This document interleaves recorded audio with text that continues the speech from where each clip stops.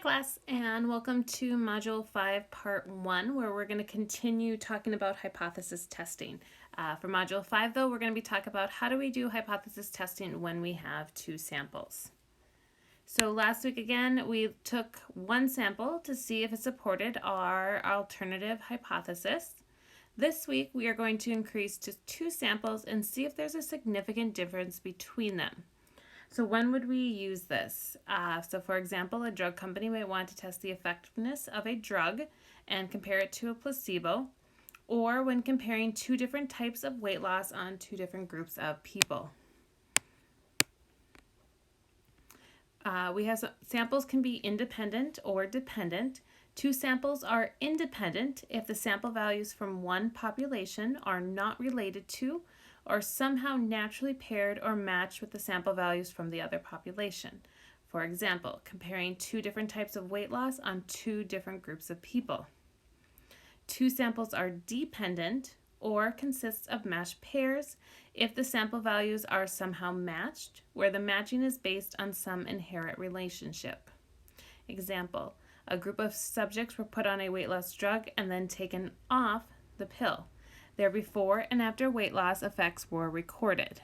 So major hint here, and if you notice I have this highlighted, if two samples have different sample sizes with no missing data, they must be independent.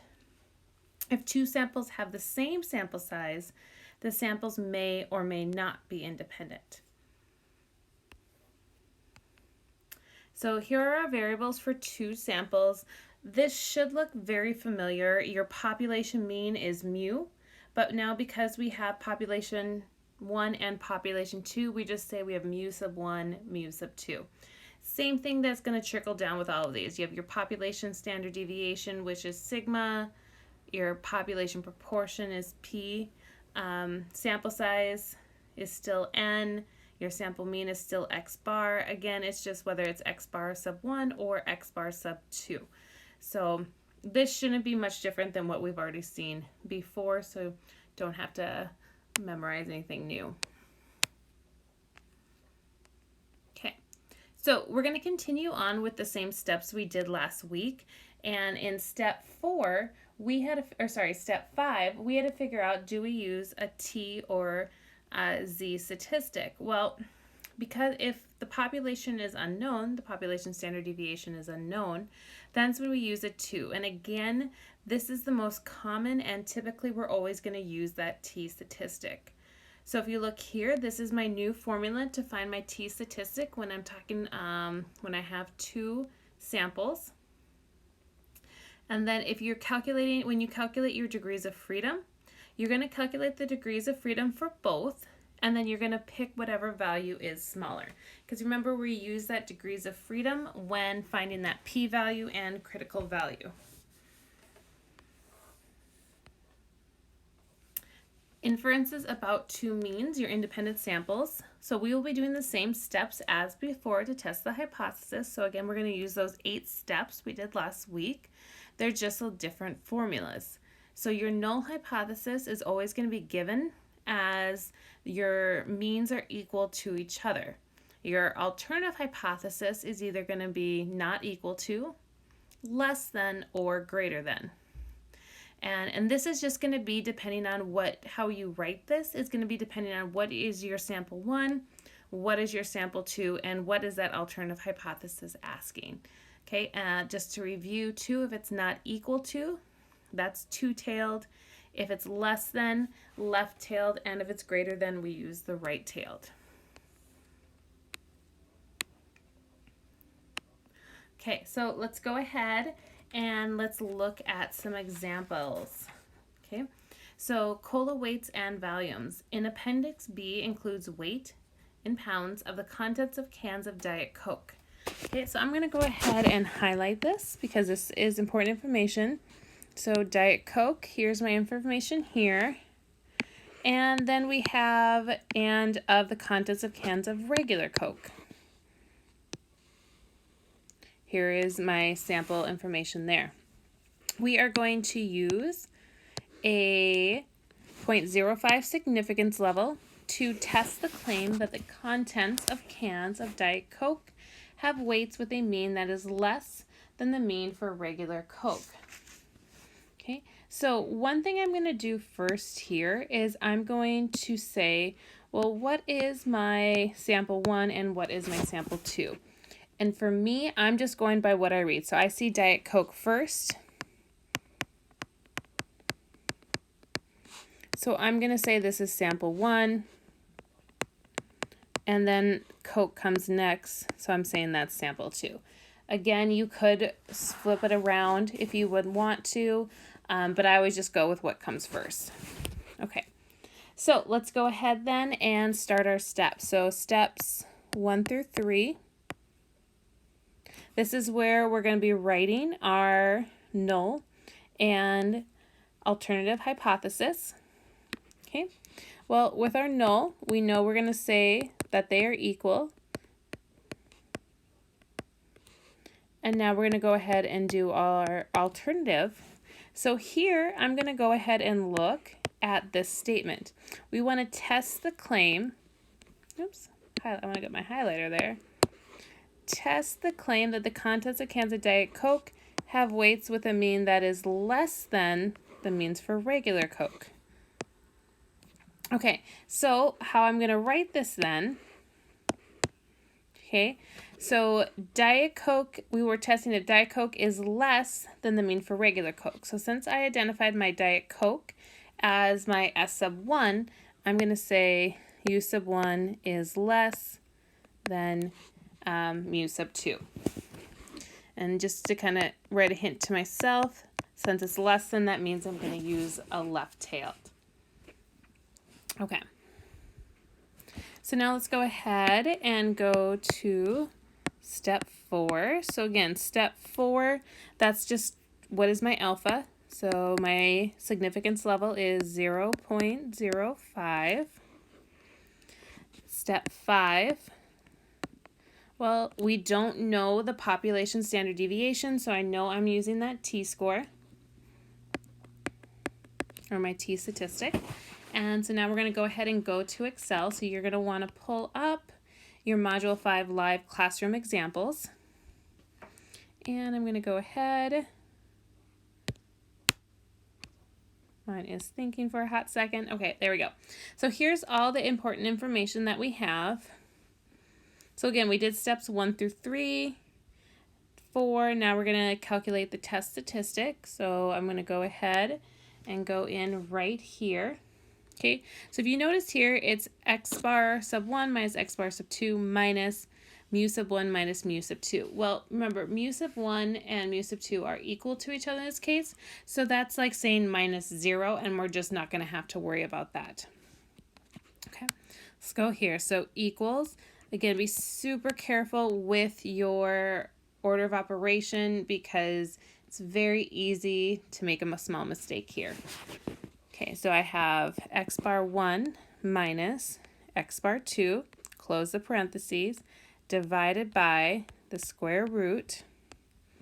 Okay, now we're adding two things with the square root, so I am going to do a parenthesis with the both items. So the first one is going to be my s sub 1 squared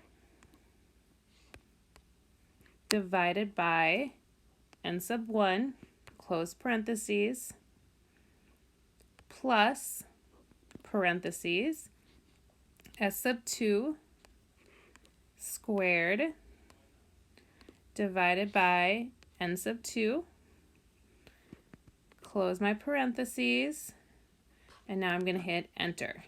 Okay, so again, I'm going to highlight so you can see exactly how I type that in case you did not get the correct answer at home. Okay, so now we have our t-score, so I'm going to go ahead and I'm going to record that in my notes. And again, if you need a little bit more time, you can always pause it and then come back. So I have negative 22.09.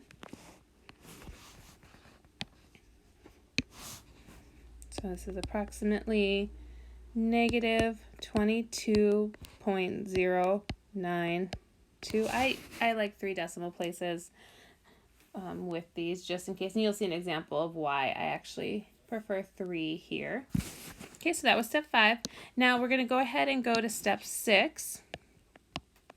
Now here's where we can do the critical value or the p-value. So this week's deliverables, you actually can pick which one you prefer.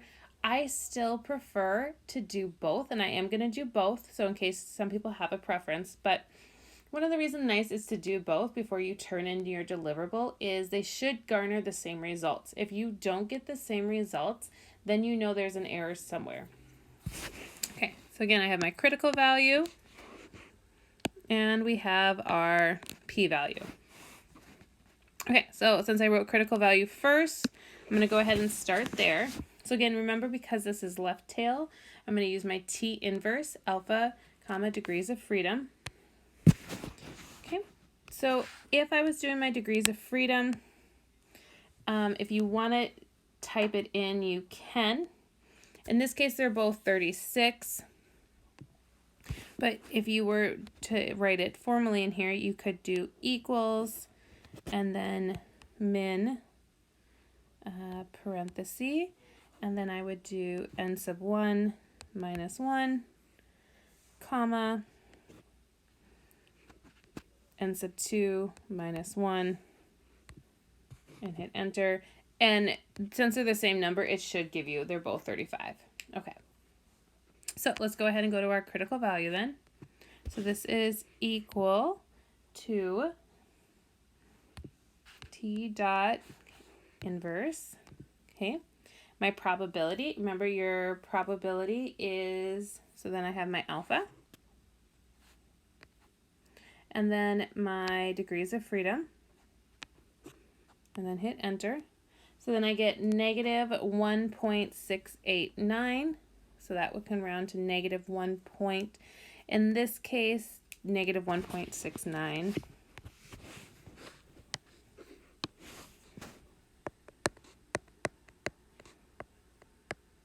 Okay, and we'll just keep going with that. So step 7, now we want to compare. So I'm always going to be comparing my t-score to the critical value. Well, if I'm looking, my t-score is a lot smaller than my critical value. And if I'm looking at my notes from last week, this means that we reject the null hypothesis. Okay? So now, just because some of you may prefer the p-value, and again, I'm going to want to check my work. Is this correct? Let's go ahead and go to our p-value. Okay, so let's go over here.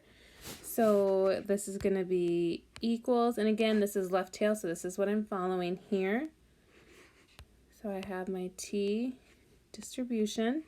X is your test statistic. Then I have my degrees of freedom and true. Enter. Okay, so here you're going to get, so I have 1.9338 e to the negative 22. So we've talked about this a few times in other classes. This is in scientific notation that e to the negative 22 means I am moving my decibel 22 places to the left, which means this number is extremely, extremely, extremely small. So let's go back here. I'm just going to write this. This is equal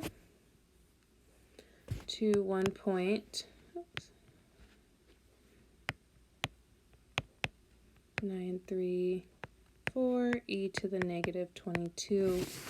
Again, I want my thing here, I always compare my p-value to alpha.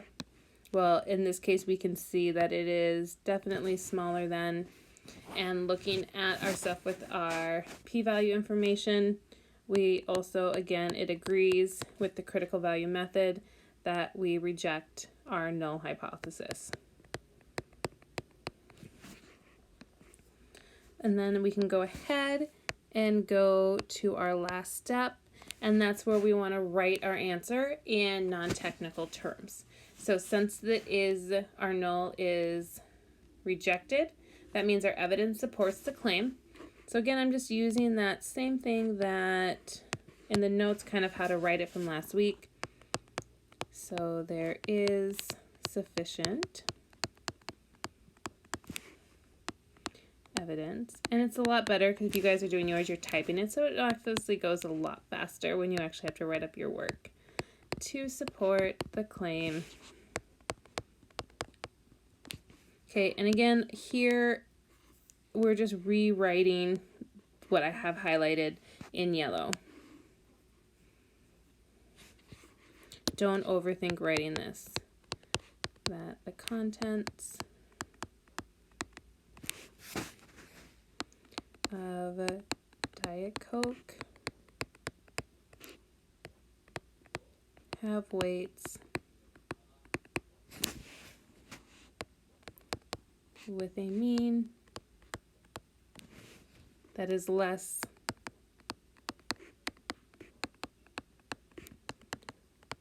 than the mean for regular Coke. Perfect. Okay, so again, as you can tell, there's not much difference from what we did last week with what we did this week. So it's a nice practice, and hopefully it's making a lot of sense.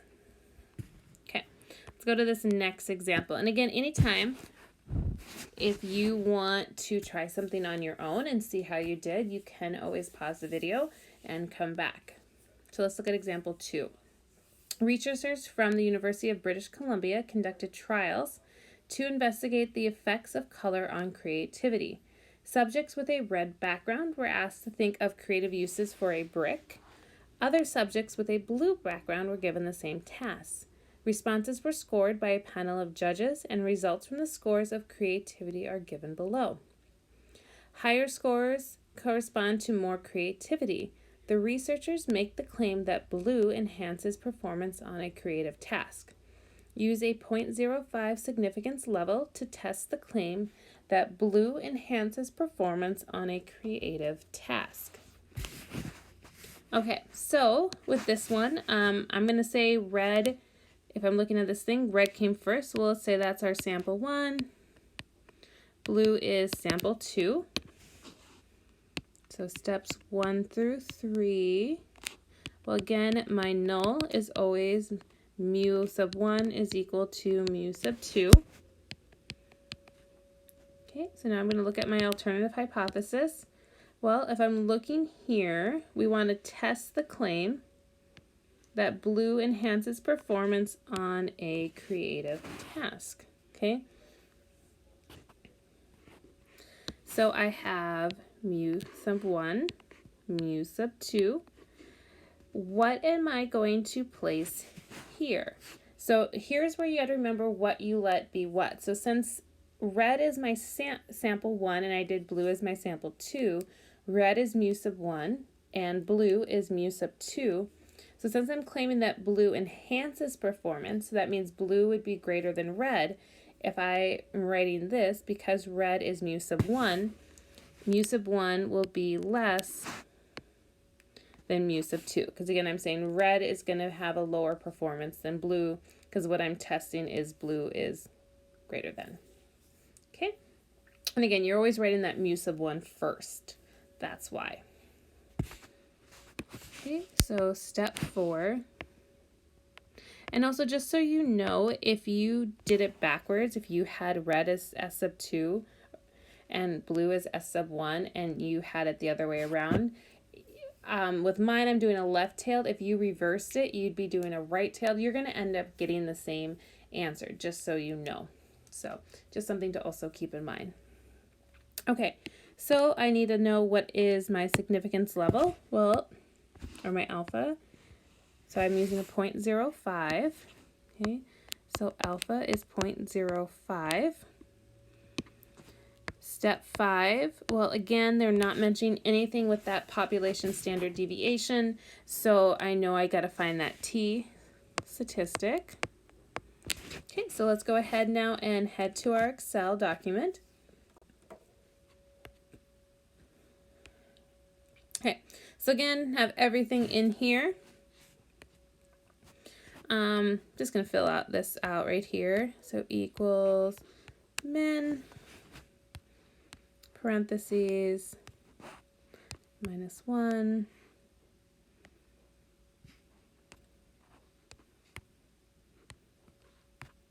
okay, 34, and again, that's really easy to check. Okay, so now let's go ahead and do our test statistic. Again, this is the not fun one.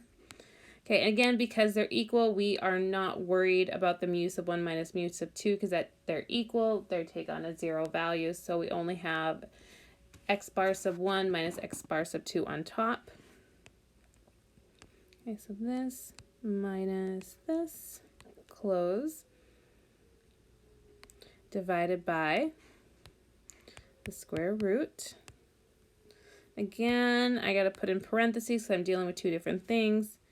S sub 1 squared divided by n sub 1, close parentheses, plus parentheses, and then s sub 2 squared divided by n sub 2, close those parentheses, and hit enter. So again, I'm going to go ahead and highlight this so you can see everything that I have.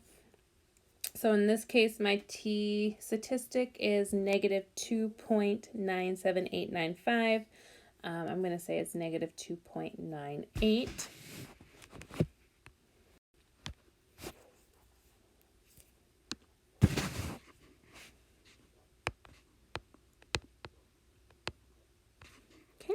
So now this brings us to step 6. Again, I'm going to calculate both of them. So I have my CV and I have my pole vault p-value. Okay, so let's go ahead and find these two values. So we're going to start with our critical value. Okay, again, we're looking at a left tail. So I have, gotta have my equal sign. T dot in. Okay, so again, I have my probability, and that is my alpha, and then my degrees of freedom. Enter. Okay, so then I get negative 1.69. Again, I'll highlight that so you can see that.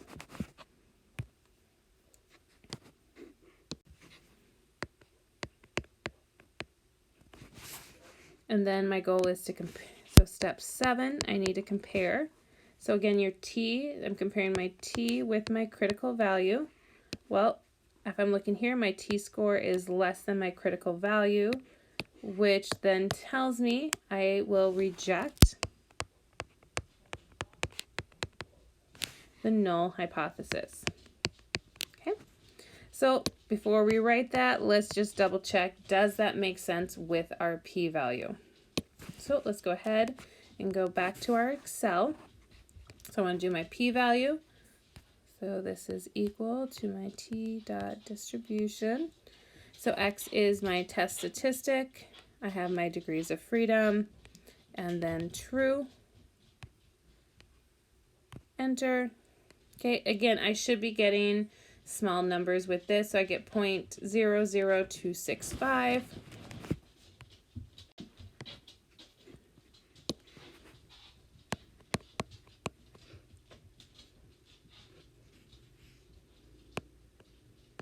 I can say 0.27 here. So again, with that step 7, I'm wanting to compare my p-value to the alpha. Well, this is less than. So again, that tells me that I will reject the null hypothesis. And now I'm going to go ahead and write it.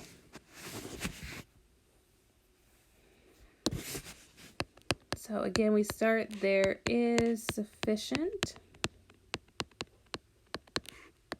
evidence to support the claim. And then again, I'm just going to rewrite what I highlighted. That Blue enhances performance on a creative task. Okay, so there we have for example 2. So we have one more example to do for practice, and then that will be it for Module 5, Part 1. Example 3. A study of seatbelt use involved children who were hospitalized after motor vehicle crashes. For a group of 123 children who were wearing seatbelts, the number of days in intensive care units, ICU, has a mean of 0.83 and a standard deviation of 1.77. For a group of 290 children who are not wearing seatbelts, the number of days spent in ICUs has a mean of 1.39 and a standard deviation of 3.06. Use a 0.01 significance level to test the claim that children wearing seatbelts have a lower mean length of time in an ICU than the mean for children not wearing seatbelts. Okay, so again, I'm going to just identify. So I have wear seatbelts. My pen will work. So seatbelts. I'm going to say this is sample 1. No seatbelts. I'm going to say this is sample 2. Now we're going to go ahead and write what we know.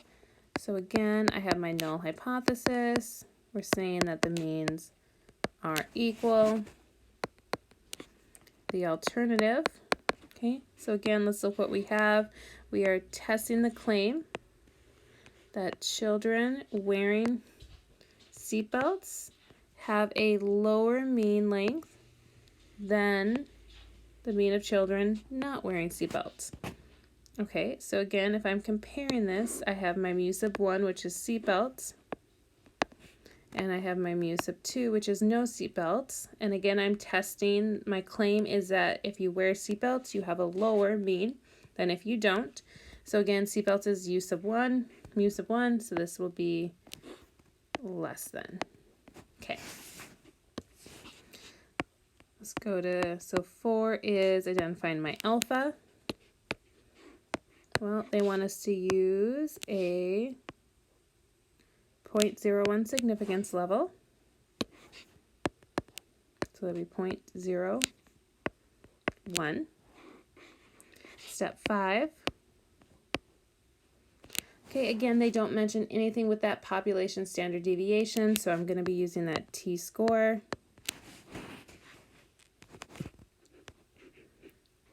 Okay, so let's go ahead and go to example 3. So I have everything in here. Let's go ahead and calculate that degrees of freedom.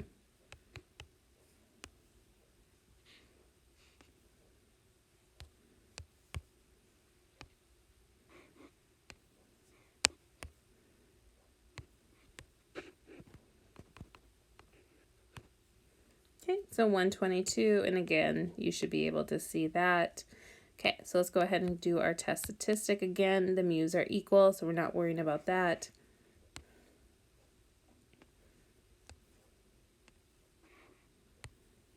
Divided by, we have our square root. Okay, again, we want to use these parentheses here. Square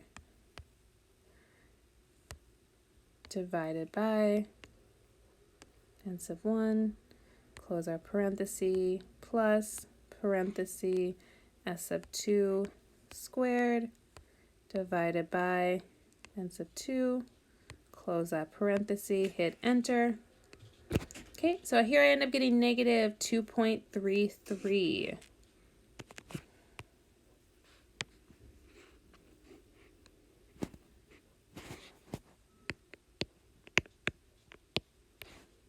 So now we can go ahead and go to step 6. Again, I'm going to do both ways. I have my critical value and my p-value. So let's go ahead and calculate.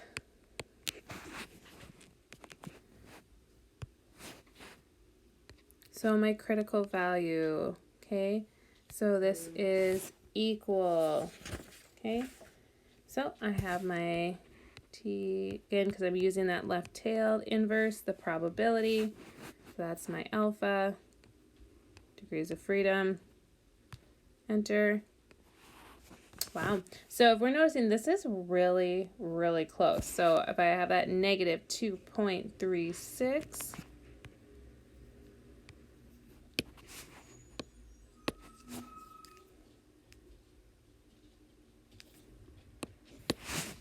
if my pen wants to work, negative 2.36, okay. So now we're going to go ahead and we want to compare. So it's always I'm comparing my t-score with my critical value.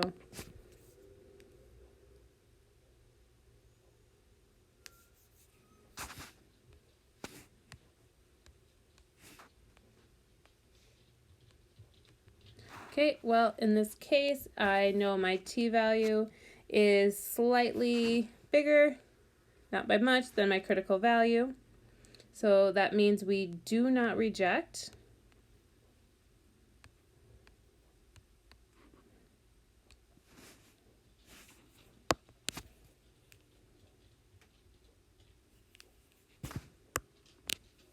Okay, well, I don't know why my pen's not working. So we do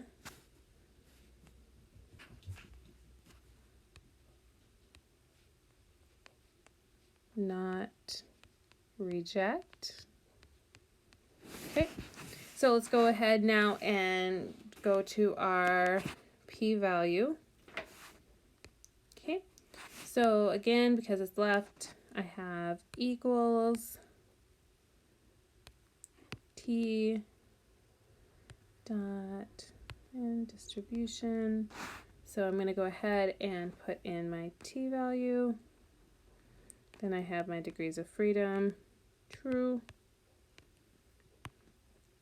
And if you notice here, this is really, really close to my alpha, which in some ways makes sense because my test statistic and my critical value are also really close, but I have it as 0.01072. So here's really important about round. If you only did 2, I'd have 0.01, and we would not get the same answers. So this is why sometimes I use 3 decimals and sometimes I don't. I'm always going to base it on the data I'm given. So for my p-value, I'm actually going to say this is equal to 0.011.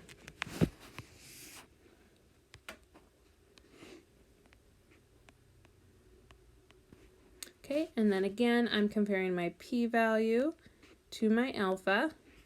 Well, it's not much, but it is bigger. So again, that means we do not reject. And since my pen is not working, I'm just going to state my sentence. Again, it's looking very similar to everything we've written. So again, because I'm not rejecting, there is not sufficient evidence that children wearing seatbelts have a lower mean length time in an ICU than the mean for children not wearing seatbelts.